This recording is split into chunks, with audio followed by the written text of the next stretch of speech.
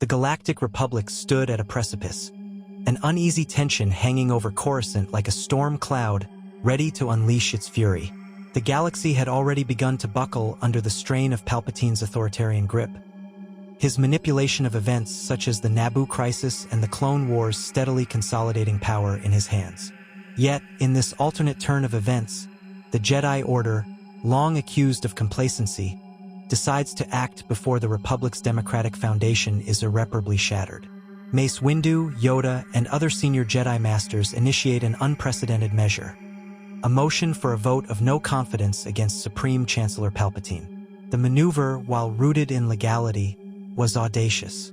The Jedi, traditionally keepers of peace rather than political operatives, found themselves navigating the complexities of galactic governance.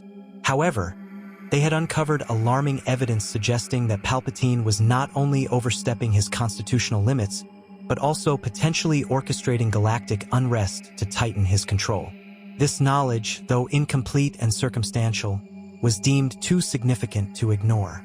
The Jedi argued that Palpatine's extended emergency powers, his disregard for Senate oversight, and the increasingly draconian measures under his leadership posed a threat to the Republic's very survival. The motion set off a political firestorm. Senators loyal to Palpatine vehemently opposed the Jedi's interference, branding it a dangerous precedent that blurred the separation between the Order and the Republic's democratic framework. However, others, including Padme Amidala and Bail Organa, saw merit in the Jedi's concerns. They, too, had grown wary of Palpatine's increasingly unilateral decisions. The debate raged across Coruscant, with holonet broadcasts capturing every argument, rally, and counter-rally as the galaxy watched with bated breath. For Palpatine, the motion was a calculated risk but not an unforeseen challenge. He had meticulously prepared for such a possibility, cultivating a web of alliances within the Senate and the military. Yet, even he recognized that the Jedi's boldness introduced an element of unpredictability. Rather than dismissing the motion outright, he feigned indignation, portraying himself as a victim of baseless accusations and a protector of the Republic besieged by unwarranted mistrust. His public appearances became grand displays of humility and resolve, his voice a calming reassurance to a galaxy teetering on chaos. Despite Palpatine's charisma, the Jedi's evidence resonated with many senators. They presented intercepted communications, patterns of political manipulation, and inconsistencies in Palpatine's accounts of key events. While some dismissed these as coincidences or fabrications, others began to question their allegiance to a leader who seemed increasingly omnipotent.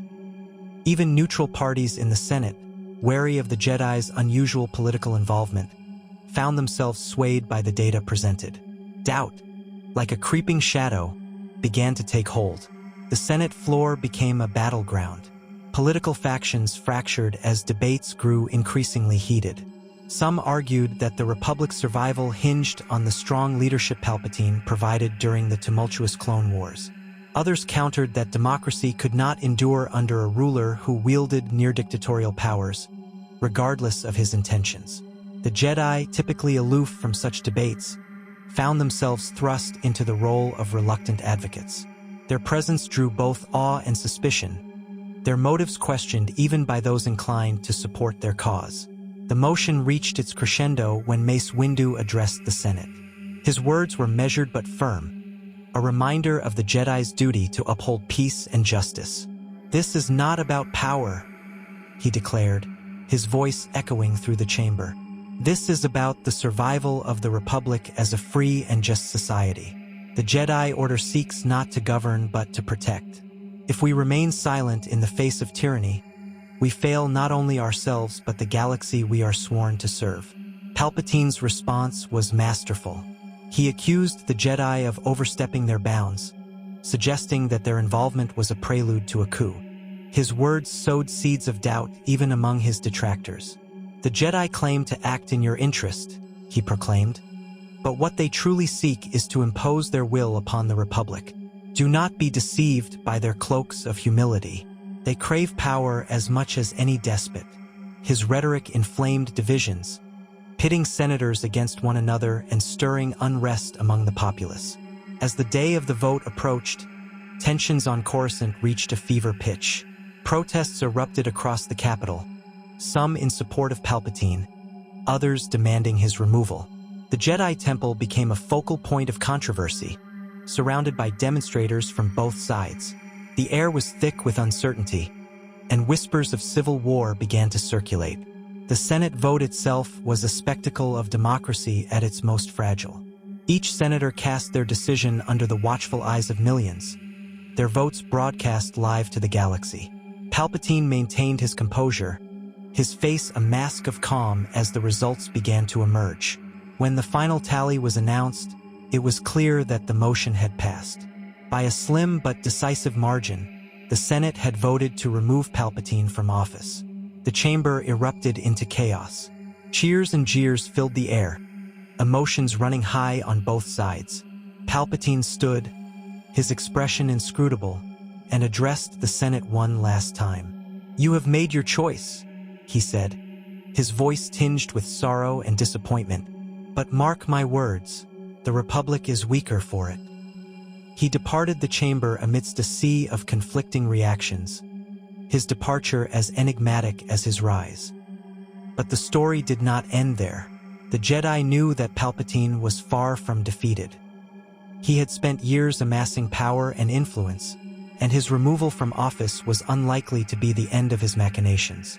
In the days following the vote, whispers of a Sith conspiracy began to spread. Some claimed that Palpatine had fled to muster his forces, preparing for a final confrontation.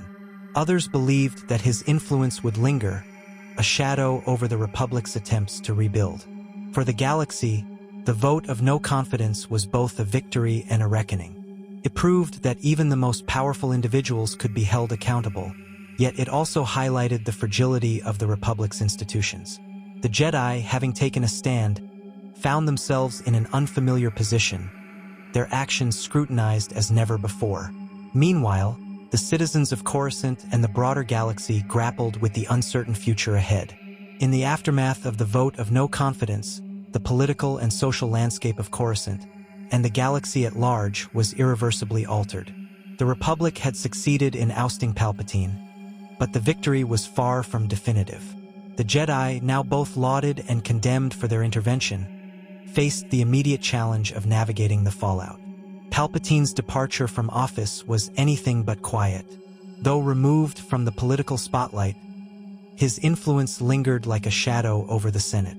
Loyalists within the government, military, and corporate sectors continued to advocate for his policies, claiming that his removal was a destabilizing mistake at a time when the Republic was at war. These sympathizers worked tirelessly to undermine the new leadership, amplifying divisions and seeding doubt in the Republic's ability to endure. The Jedi Council, meanwhile, found itself grappling with a profound shift in its role. Having stepped into the political arena, the Order could not simply retreat to its prior stance of detachment.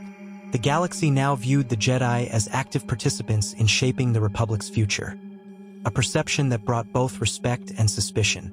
Mace Windu and Yoda convened emergency sessions of the Council to assess the situation, debating how best to proceed. While some Jedi, like Windu, advocated for continued vigilance against Sith influence, others warned that further political entanglement could erode the Order's moral authority. In the Senate, the search for Palpatine's replacement was fraught with difficulty. A temporary coalition government was formed, with Bail Organa and Mon Mothma emerging as key figures in the transition. These leaders sought to restore the Republic's democratic processes, prioritizing transparency and collaboration.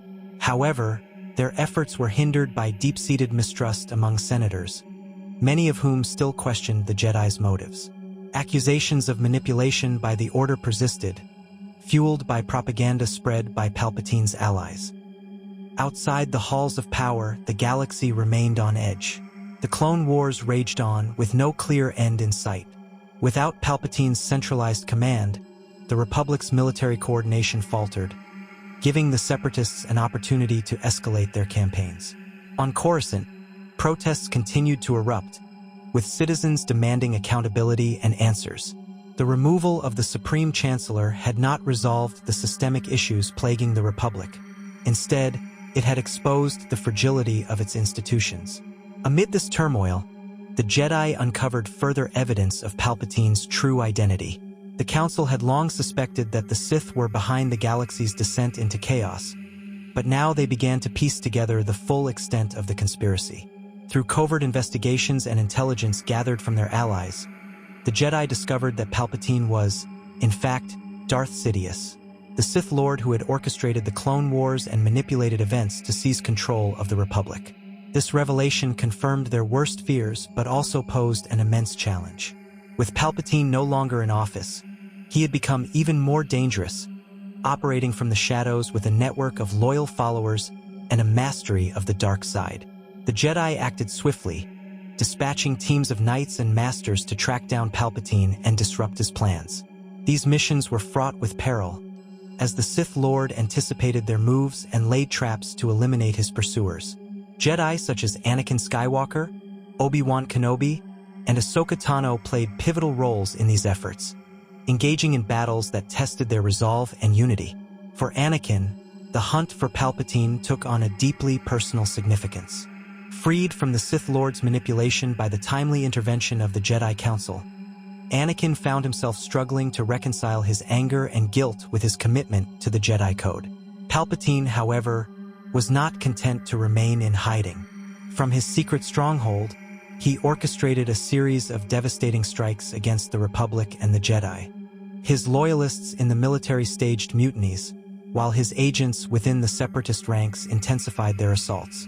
The Sith Lord's ultimate goal became clear: to plunge the galaxy into such chaos that his return would be welcomed as a necessity. In public addresses broadcast from unknown locations, Palpatine portrayed himself as a victim of betrayal, claiming that the Jedi had overthrown him to establish their own theocracy. These messages resonated with disillusioned citizens and fueled the fires of rebellion against the Republic. The Jedi Order, battered but resolute, responded by redoubling its efforts to restore balance. Yoda himself took to the Senate floor on several occasions, urging unity and reminding the galaxy of the Jedi's commitment to peace. His wisdom and gravitas swayed many, but not all.